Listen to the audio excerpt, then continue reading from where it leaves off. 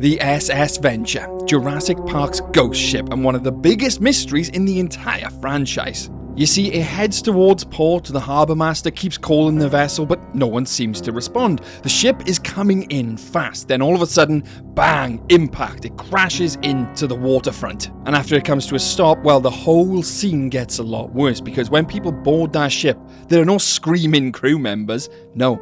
They're all dead. And this is the confusing thing. The Tyrannosaurus is locked in the hold. Sure, the scene tries to paint a picture that the Tyrannosaurus had killed all of the crew.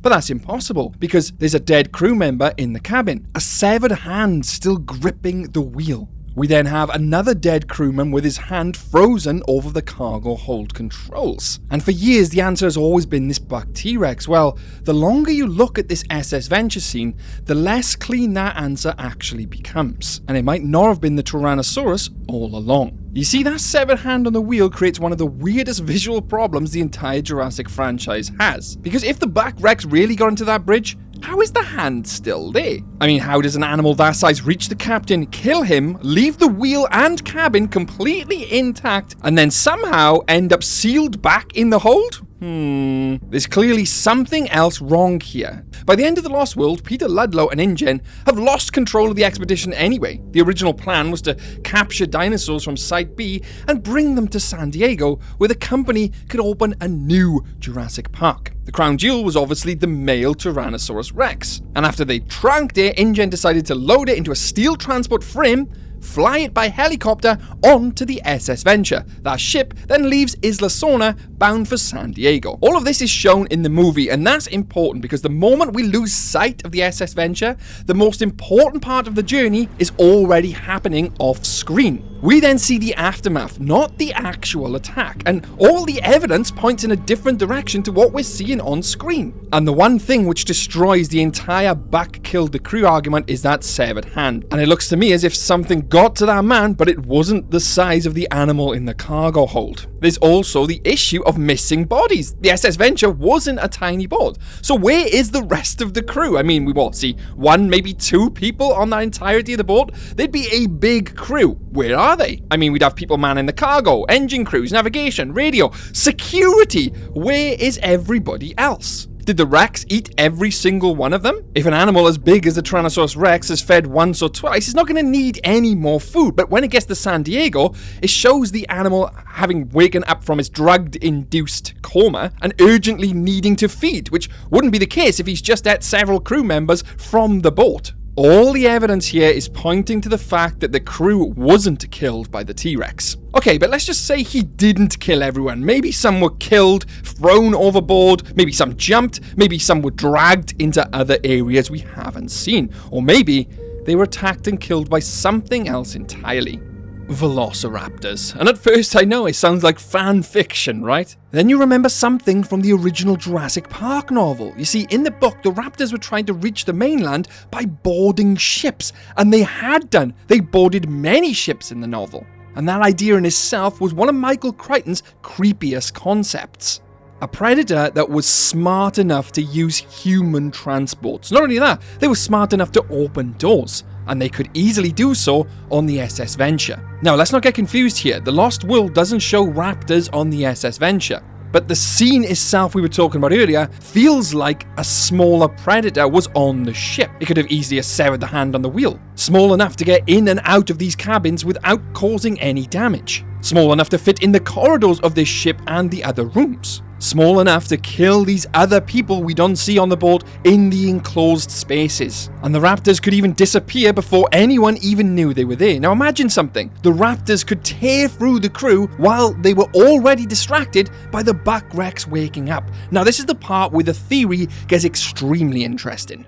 It could be that the Rex woke up and the Velociraptors attacked at the same time. They could have contained the T-Rex just to be attacked then by the Velociraptors. And I know you might be thinking, well, we don't see any Velociraptors when they board the ship in the Lost World movie. No, we don't. But they could have already jumped off and deboarded the ship, just like they do in the Lost World. That would explain how we then see Jurassic Park, the Lost World, and Jurassic Park 3 raptors on the mainland in the Dino Tracker, which is canon. You see, there were storyboards explaining what happened. They just were never featured in the movie. The Tyrannosaurus Rex actually wakes above deck before it's transported below. He manages to free himself of his harness/muzzle and causes carnage before actually being tranked and moved below deck. Now you add the velociraptors into the equation while this is happening, all as they just leave Isla Sorna starts to make sense.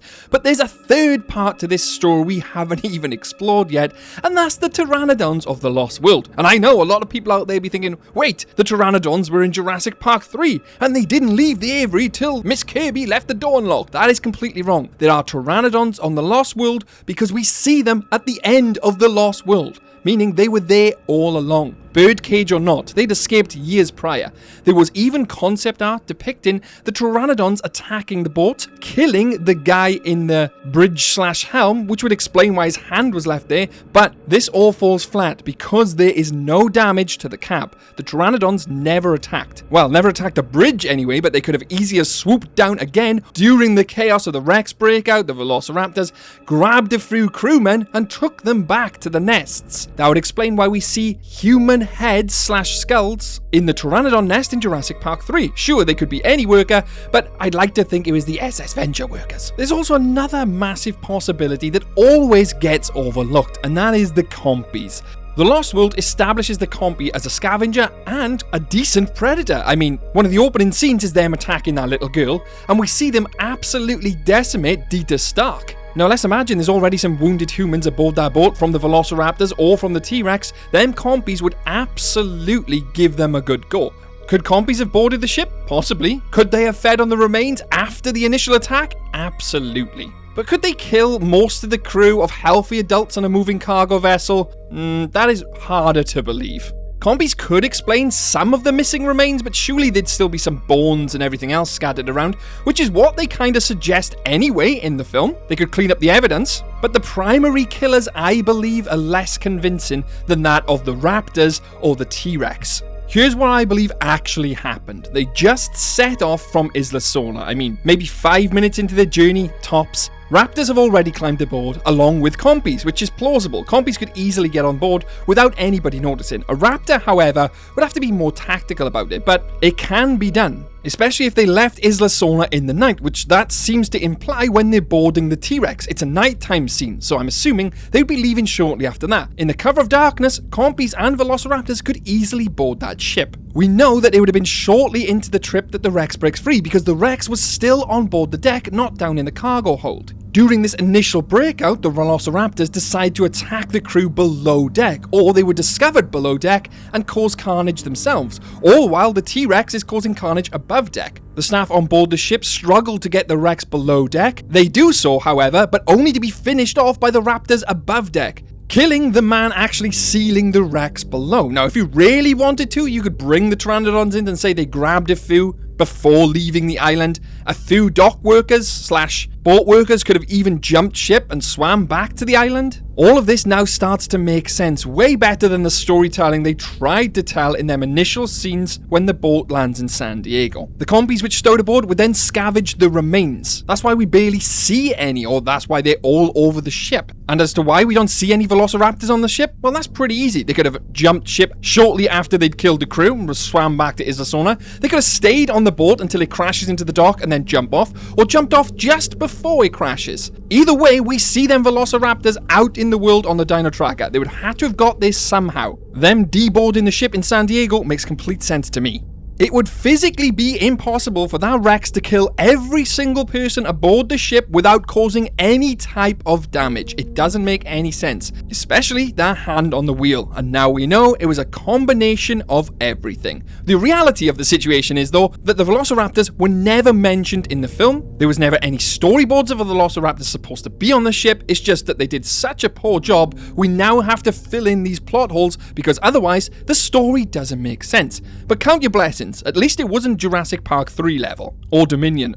Terrible. But here's the $1 million question now. What do you think actually happened? I've given you my explanation. Whether you take it as canon or not, it's entirely up to you. But if you disagree, let me know why. What do you think actually happened? Do you think it was just the Rex? Or do you think there was more to the story? Like I said, let me know in the comments below. And if you've watched it this far, you must like Jurassic Park as much as me. So hit that subscribe button because there's plenty of Jurassic Park content on the channel. Channel. Go check out all my other videos. I know you will enjoy them. Please go and check them out after this. Massive thanks to the InGen research team who are on screen now. You guys keep the power on in the park. And if you came across a velociraptor on a boat, could your day go any worse?